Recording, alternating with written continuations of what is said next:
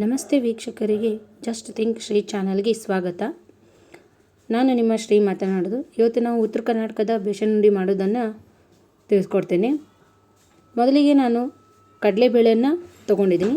ನಾನು 2 ಕಪ್ಪಷ್ಟು ಕಡಲೆಬೇಳೆಯನ್ನು ಇಲ್ಲಿ ತೊಗೊಂಡಿದ್ದೀನಿ. ಹೌದಾ. ನಂತರ ನಾನು ಸಕ್ಕರೆ, ತುಪ್ಪ ಈ 3 ಮಿಶ್ರಣವಿದ್ದರೆ ನಾವು ಬೇಸನ್ ಉಂಡೆ ಮಾಡೋಣ.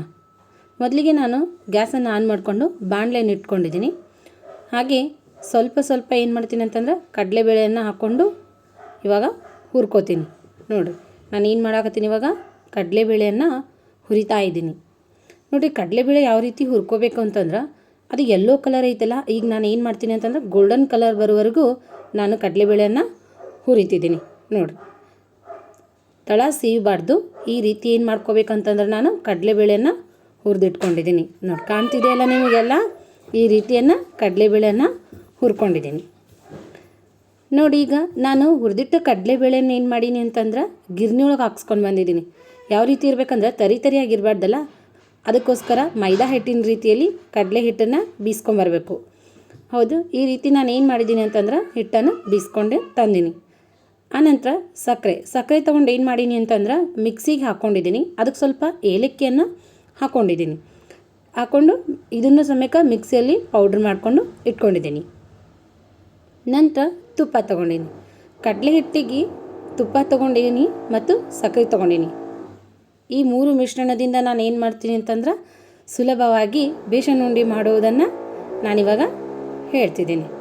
ನೋಡಿ, ಸಕ್ಕರೆ ತೊಗೊಂಡಿದ್ದೀನಲ್ಲ, ಈಗ ಏನು ಮಾಡ್ತೀನಿ ಅಂತಂದ್ರೆ ನಾನು ಈ 3 ಮಿಶ್ರಣದಿಂದ ಉಂಡೆಯನ್ನು ಹೇಗೆ ಮಾಡಬೇಕಂತೇಳಿ ನಿಮ್ಗೆ ತೋರಿಸ್ತೀನಿ. ಬನ್ನಿ. ಮತ್ತೆ ನಾನು ಏನು ಮಾಡ್ತೀನಿ ಅಂತಂದ್ರೆ ಗ್ಯಾಸ್ ಹೋಗಿ ಆನ್ ಮಾಡ್ಕೋತೀನಿ. ಮತ್ತು ಒಂದು ಸಣ್ಣದಾದ ಪುಟ್ಟಿಯನ್ನು ಇಟ್ಕೋತೀನಿ. ನೋಡಿರಿ, ಅದು ಪುಟ್ಟಿ ಏನು ಮಾಡಬೇಕಂತಂದ್ರೆ ಸ್ವಲ್ಪ ಕಾಯಬೇಕು.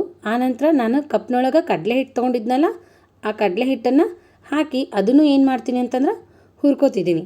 ನೋಡಿರಿ, ಈ ರೀತಿ ಏನು ಮಾಡ್ಬೇಕಂದ್ರೆ ಹುರ್ಕೊತಿರ್ಬೇಕು. ಹುರ್ಕೊಂಡಾದ ನಂತರ ನಾನು ಅದಕ್ಕೆ ಸ್ವಲ್ಪ ತುಪ್ಪ ಏನು ಮಾಡತ್ತೀನಿ ಅಂತಂದ್ರೆ ಹಾಕೋತಿದ್ದೀನಿ. ತುಪ್ಪ ಹಾಕ್ಕೊಂಡು ಮತ್ತೆ ಏನು ಮಾಡ್ತೀನಿ, ಹುರ್ಕೋತೀನಿ. ನೋಡಿರಿ, ತುಪ್ಪ ಸ್ವಲ್ಪ ಹಾಕ್ಕೊಂಡೆ ಹುರ್ಕೋರಿ, ಏನಾಗೋದಿಲ್ಲ. ಗಂಟಾಗುತ್ತೆ ಅನ್ನೋಕೆ ಹೋಗ್ಬೇಡ್ರಿ. ಏನಾಗೋದಿಲ್ಲ. ಈ ರೀತಿ ಉಂಡೆ ಬರ್ತಿದೆಯಲ್ಲ ಅಂತ ನೀವು ಅನ್ಕೋಬೋದು.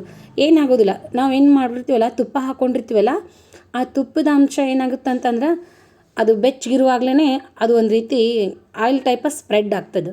ಅದರಿಂದ ಏನಾಗ್ತದೆ ಅಂತಂದ್ರೆ ಬೇಸನ್ ಉಂಡೆ ಇನ್ನೂ ಸ್ಮೂತ್ ಆಗುತ್ತೆ. ಏನಾಗೋದಿಲ್ಲ. 5 ನಿಮಿಷ ಹಾಗೆ ಏನು ಮಾಡಿರಿ, ಕೈಯಾಡಿಸ್ತಾನೆ ಇರ್ರಿ. ನೋಡಿರಿ, ಹಿಟ್ಟಿನೊಳಗೆ ಹೆಂಗೆ ನೀವು ಅದನ್ನು ಹಿಟ್ಟೊಳಗೆ ಕೈಯಾಡಿಸ್ತಿರಲ್ಲ, ಈ ರೀತಿ ನೋಡಿರಿ. ಈ ರೀತಿ ಏನಾಗುತ್ತೆ ಅಂತಂದ್ರೆ ಆ ತುಪ್ಪ ತಳ ಬಿಡುವವರೆಗೂ ನಾವು ಏನು ಮಾಡ್ಬೇಕಂತಂದ್ರೆ ಆ ಗಂಟನ್ನ ಹಿಂಗೆ ಒತ್ಕೊತ ಕೈಯಾಡಿಸ್ತಾನೆ ಇರಬೇಕು. ನಾವು ಸ್ಟೋವ್ನ ಲೋ ಫ್ಲೇಮ್ ಒಳಗೆ ಇಟ್ಕೊಂಡಿರ್ಬೇಕು. ನೋಡಿರಿ, ನಾನು ಯಾವ ರೀತಿ ಕೈಯಾಡಿಸ್ತಾ ಇದ್ದೀನಲ್ಲ, ಈ ರೀತಿ ಏನಾಗುತ್ತೆ ಅಂತಂದ್ರೆ ಕಡಲೆ ಹಿಟ್ಟನ್ನು ಮತ್ತು ತುಪ್ಪದೊಳಗೆ ಹಾಕಿ ಹುರ್ಕೊಂಡ್ರೆ ಈ ರೀತಿ ಬರಬೇಕು.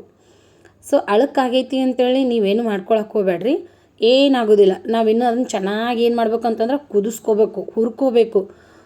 ಅಥವಾ ಹುರ್ಕೊಂಡು ಏನು ಮಾಡ್ಬೇಕು ಅಂತಂದ್ರೆ ಅದು ತಳ ಬಿಡಬೇಕು. ನೋಡಿರಿ, ಈ ರೀತಿ ಬೇರೆ ಕಲರ್ ಬರಬೇಕಂದ್ರೆ ನಾವು ಗೋಲ್ಡನ್ ಕಲರ್ ನೋಡ್ತಿದ್ವಲ್ಲ, ಒಂದು ರೀತಿ ಪೂರ್ತಿ ಗೋಲ್ಡ್ ಕಲರ್ ಒಳಗೆ ಈ ಹಿಟ್ಟು ಏನು ಮಾಡಬೇಕು ಅಂತಂದ್ರೆ ನಾವು ತುಪ್ಪದೊಂದಿಗೆ ಹುರ್ಕೊಂಡಿದ್ದೀನಿ. ಹೌದಾ, ನೋಡ್ತಿದ್ದೀರಲ್ಲ. ನೋಡಿ ಫ್ರೆಂಡ್ಸ್, ಈ ರೀತಿ ಏನು ಮಾಡಿ ನಾನು ತಳ ಬಿಡುವವರೆಗೂ ಹುರ್ಕೊಂಡಿದ್ದೀನಿ. ಫುಲ್ ಗಟ್ಟಿ ಆಗಬಾರ್ದು, ಫುಲ್ ಅಳಕ್ಕೂ ಇರಬಾರ್ದು. ಒಂದು ಉಂಡೆ ಕಟ್ಟುವಂಥ ಮೀಡಿಯಮ್ ಸೈಜ್ ಒಳಗೆ ನಾನು ಏನು ಮಾಡೀನಿ, ಹುರ್ಕೊಂಡಿಟ್ಕೊಂಡು ಆನಂತರ ಗ್ಯಾಸಿಂದ ತೆಳಗಿಳಿಸ್ಕೊಂಡು ಈ ರೀತಿ ಏನು ಮಾಡ್ತಿದ್ದೀನಿ ಅಂತಂದ್ರೆ ಚಮಚಲೆ ನೋಡಾತೀನಿ. ನೋಡಿರಿ, ಈ ರೀತಿ ಬರಬೇಕು. ನೋಡಿರಿ, ಉಂಡೆ ಕಟ್ಟೋಕೆ ಅನುಕೂಲ ಆಗುತ್ತೆ. ಅದನ್ನು ನಾನು ಏನು ಮಾಡ್ತೀನಿ ಅಂದರೆ ಒಂದು ತಟ್ಟೆ ಒಳಗೆ ಇಟ್ಕೊಂಡು ಹಾಕೋತಿದ್ದೀನಿ. ನೋಡಿ, ನಾನು ಹಾಕ್ಕೊಂಡಿದ್ದೀನಲ್ಲ, ಭಾಳ ಬಿಸಿ ಇರಬಾರ್ದು, ಸ್ವಲ್ಪ ಆರಬೇಕಲ್ಲ. ಇಲ್ಲ ನಾವು ಸಕ್ಕರೆ ಪುಡಿ ಹಾಕಿದ್ಗಳೇನೆ ಅದು ಏನಾಗುತ್ತೆ ಅಂತಂದ್ರೆ ಸಕ್ಕರೆಯಲ್ಲಿರ್ತಕ್ಕಂಥ ನೀರಿನ ಅಂಶ ಅದರೊಂದಿಗೆ ಕೂಡ್ಕೊಂತಂದ್ರೆ ಅಳಕಾಗುತ್ತೆ. ಅದಕ್ಕೆ ನಾವೇನು ಮಾಡಬೇಕು, ಆ ಹಿಟ್ಟನ್ನು ಪೂರ್ತಿ ತಣ್ಣಗಾಗಕ್ಕೆ ಬಿಟ್ಟು ಆನಂತರ ನಾನು ಸ್ವಲ್ಪ ಸಕ್ಕರೆಯನ್ನು ಹಾಕ್ಕೋತೀನಿ. ಆ ಮಿಶ್ರಣವನ್ನು ಹಿಟ್ಟಿನನ್ನು ಏನು ಮಾಡ್ತೀನಿ ಅಂತಂದ್ರೆ ಆ ಮಿಶ್ರಣದೊಂದಿಗೆ ಸೇರಿಸಿ ನೋಡಿರಿ, ಈ ರೀತಿ ಚಮಚೆ ತೊಗೊಂಡು ನಾನೇನು ಮಾಡತ್ತೀನಿ ಅಂತಂದ್ರೆ ಸುಡ್ತದೆ ಅಂತೇಳಿ ಈ ರೀತಿ ಮಾಡ್ಲಿಕ್ಕತ್ತೀನಿ.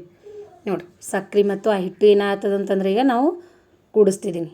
ನೋಡಿರಿ, ಈ ರೀತಿ ಏನು ಮಾಡ್ಬೇಕಂತಂದ್ರೆ ಕೈಯಾಡಿಸಿ ಕೂಡಿಸ್ಕೊಂಡು ಹೀಗೆ ಫ್ರೆಶ್ ಮಾಡ್ಕೋಬೇಕು ಅಥವಾ ಹಿಂಗೆ ಒತ್ಕೋಬೇಕು. ಇಲ್ಲ ಕೈಲಿ ಏನು ಮಾಡ್ಬೇಕಂತಂದ್ರೆ ಒಂಚೂರು ತಿಕ್ಕೋಬೇಕು. ಸಕ್ಕರೆನ ಪುಡಿ ಹಾಕ್ಕೊಂಡು ಏನು ಮಾಡಬೇಕು, ನಾವು ತಿಕ್ತಾ ಉಂಡೆಯನ್ನು ಕಟ್ಟಬೇಕು. ಈ ರೀತಿ ಮಾಡೋದ್ರಿಂದ ಆ ಸಕ್ಕರೆ ಆ ಉಂಡೆಯ ಜೊತೆಗೆ ಅಥವಾ ಆ ಹಿಟ್ಟಿನೊಂದಿಗೆ ಬೆರಿಬೇಕು. ಬೆರೆತ ನಂತರ ನಾವು ಇನ್ನೊಂದು ಸ್ವಲ್ಪ ಸಕ್ಕರೆ ಪುಡಿ ತೊಗೊಂಡು ಹಾಕ್ಕೊಂಡು ತಿಕ್ಕೊಂಡು ಇವಾಗ ಏನು ಮಾಡತ್ತೀನಿ ಅಂದ್ರೆ ಉಂಡೆಯನ್ನು ಕಟ್ತಿದ್ದೀನಿ. ನೋಡಿರಿ ಈ ರೀತಿ ಏನು ಮಾಡಬೇಕಂತಂದ್ರೆ ಉಂಡೆಯನ್ನು ಕಟ್ಟಬೇಕು. ನೋಡಿ ಫ್ರೆಂಡ್ಸ್, ನಾನು ಹೆಂಗೆ ಕಟ್ಟಾತೀನಿ ಈಗ ಉಂಡೆನ, ಈ ರೀತಿ ಉಂಡೆಯನ್ನು ನಾನು ಕಟ್ತಾಯಿದ್ದೀನಿ. ನಮ್ಮ ಉತ್ತರ ಕರ್ನಾಟಕದ ಬೇಸನ್ ಉಂಡೆ ಅಂತಂದ್ರೆ ತುಂಬಾ ಫೇಮಸ್. ಅದು ಎಲ್ಲರಿಗೂ ಇಷ್ಟ ಆಗುತ್ತದೆ. ಈ ರೀತಿ ಉಂಡೆಗಳನ್ನು ಮಾಡ್ತಾ ನಾನು ಇವಾಗ ತಟ್ಟೆಯಲ್ಲಿ ಇಡ್ತಾಯಿದ್ದೀನಿ. ನೋಡಿರಿ, ಫುಲ್ ಆರ್ತಿದೆ ಅಂತಂದರೆ ಪರವಾಗಿಲ್ಲ, ಅಥವಾ ನೀವು ಯಾರ್ದಾದ್ರೂ ಸಹಾಯ ತೊಗೊಂಡು ನೀವು ಉಂಡೆಯನ್ನು ಕಟ್ಬೋದು. ನೋಡಿ ನಾನಿಲ್ಲಿ ಏನು ಮಾಡಿದ್ದೀನಿ ಅಂತಂದ್ರೆ, ಒಬ್ಬಳಿಗೆ ಆಗೋದಿಲ್ಲ ಅಂಥೇಳಿ ನನ್ನ ಅಕ್ಕನೊಂದಿಗೆ ಏನು ಮಾಡೀನಿ ಅಂತಂದ್ರೆ ಅವಳ ಸಹಾಯವನ್ನು ತೊಗೊಂಡು ಉಂಡೆಯನ್ನು ಕಟ್ತಿದ್ದೀನಿ. ನೋಡಿ, ಆ ಸಕ್ಕರೆ ಪುಡಿ ಹಾಕಿ ನಾನು ಕೈಯಲ್ಲಿ ತಿಕ್ಕೊಂಡ್ನಲ್ಲ, ಆ ತಿಕ್ಕೊಂಡಿರ್ತಕ್ಕಂಥ ಉಂಡೆಯನ್ನು ಸ್ಮೂತಾಗಿ ಕಟ್ಟೋಕೆ ಅನುಕೂಲ ಆಗುತ್ತೆ. ಯಾಕಂದ್ರೆ ತುಪ್ಪದ್ದು ಏನಾಗುತ್ತೆ ಅಂತಂದ್ರೆ ಅದು ಆಯಿಲ್ ಹೊರಗೆ ಬಂದಂಗೆ ಆಗುತ್ತೆ. ಅದನ್ನೇ ಏನು ಮಾಡ್ಬೇಕಂದ್ರೆ ರೋಲ್ ಮಾಡೋಕೆ ಅನುಕೂಲ ಆಗುತ್ತೆ. ಈ ರೀತಿ ಉಂಡೆಗಳನ್ನು ನಾನು ಇವಾಗ ಏನು ಮಾಡಿದ್ದೀನಿ ಅಂತಂದ್ರೆ ಕಟ್ತಾ ಇದ್ದೀನಿ. ನೋಡಿರಿ, ಮಕ್ಕಳಿಗೆ ದೊಡ್ಡವ್ರಿಗೆ ಬೇಸನ್ ಉಂಡೆ ಅಂತಂದ್ರೆ ತುಂಬಾ ಇಷ್ಟ ಆಗ್ತದೆ. ಯಾರಿಗಾದ್ರೂ ಬೇಸನ್ ಉಂಡೆ ಅಂದ್ರೆ ಇಷ್ಟ ಆಗ್ತದೆ. ನೋಡಿ ನಾವು ಯಾವ ರೀತಿ ಮಾಡ್ಲಿಕ್ಕತ್ತೀವಿ ಅಂತಂದ್ರೆ ನೋಡ್ತಾ ಇದ್ರನ್ನ ಏನಪ್ಪ ಬೇಸನ್ ಉಂಡೆ ಮಾಡ್ತಿದ್ದೀವಲ್ಲ ಅಂಥೇಳಿ ಬಾಯಲ್ಲಿ ನೀರು ಉರಿಸ್ದಂಗೆ ಆಗ್ತದಲ್ಲ. ಈ ರೀತಿಗಳನ್ನು ನಾವೇನು ಮಾಡ್ತಂದ್ರೆ ಉಂಡೆಗಳನ್ನು ಮಾಡಿ ಇಟ್ಕೊಂಡಿದ್ದೀವಿ. ಇದು ನಮ್ಮ ನಾಗರ ಪಂಚಮಿಯ ವಿಶೇಷವಾದಂಥ ಉಂಡೆ. ಇವಾಗ ನಾವು ಉಂಡೆಯನ್ನು ಮಾಡಿ ಇಟ್ಕೊಂಡಿದ್ದೀವಿ. ಇವಾಗ ನಾನು ಏನು ಮಾಡತ್ತೀನಿ ಅಂತಂದ್ರೆ ಈ ಬೇಸನ್ ಉಂಡೆಗೆ ಗೋಡಂಬಿನ ಅದರೊಳಗೆ 2 ಭಾಗ ಮಾಡಿ ಈಗ ಏನು ಮಾಡ್ತೀನಿ ಅಂತಂದ್ರೆ ಅಂಟಿಸ್ತಿದ್ದೀನಿ. ಹೀಗೆ ಅಂಟಿಸೋದ್ರಿಂದ ನೋಡಲಿಕ್ಕೆ ಚೆನ್ನಾಗಿ ಅನಿಸುತ್ತೆ, ಒಂಥರ ಅಲಂಕಾರ ಅನಿಸುತ್ತೆ. ಮಕ್ಕಳಿಗೆ ಈ ಉಂಡೆಯನ್ನು ತಿನ್ನಲಿಕ್ಕೆ ತುಂಬ ಚೆನ್ನಾಗಿ ಅನಿಸುತ್ತೆ. ಹಾಗಾಗಿ ನಮ್ಮ ಉತ್ತರ ಕರ್ನಾಟಕದ ನಾಗಪಂಚಮಿಯ ಶ್ರೇಷ್ಠವಾದ ಉಂಡೆ. ಧನ್ಯವಾದಗಳು.